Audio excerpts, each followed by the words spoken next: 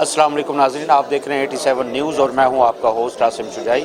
आज मेरे साथ एक बहुत बड़े एक्टर, डायरेक्टर, राइटर, पोएट, पता नहीं वो कौन सी ऐसी फील्ड है जो इनके हाथों से बच गई हो, ऐसा लगता है नहीं बची।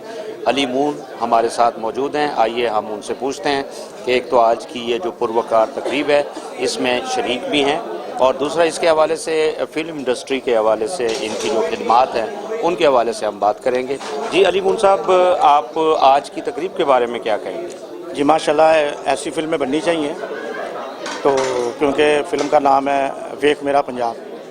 तो हमारी जो फिल्म इंडस्ट्री थी आज से कोई तकरीबन 15-20 साल पहले वो गुमराह थी, यानी कि वो जट्टों पे, गुजरों पे ऐसे फड्डों वाली फिल्में बन रही थी।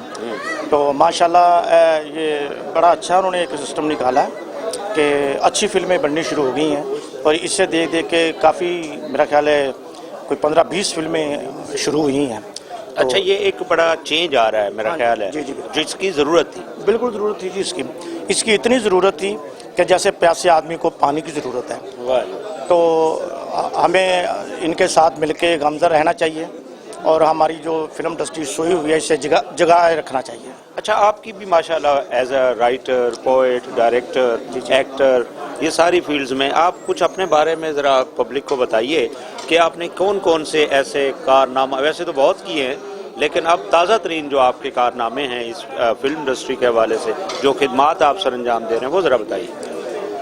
मेरी जो पहली फिल्म है as a writer and director, Nagma Nigar और म्यूज़िक डायरेक्टर, 4 शोबे हैं इस फिल्म में मेरे। वैशी गोगा, उस वैशी गोगे में आजकल जो गाना बड़ा सुपरहिट हुआ है, वे मैं मच्छी खा ले जान अपनी फंसा ले, ये मेरा गाना काफ़ी मकबूल हुआ है।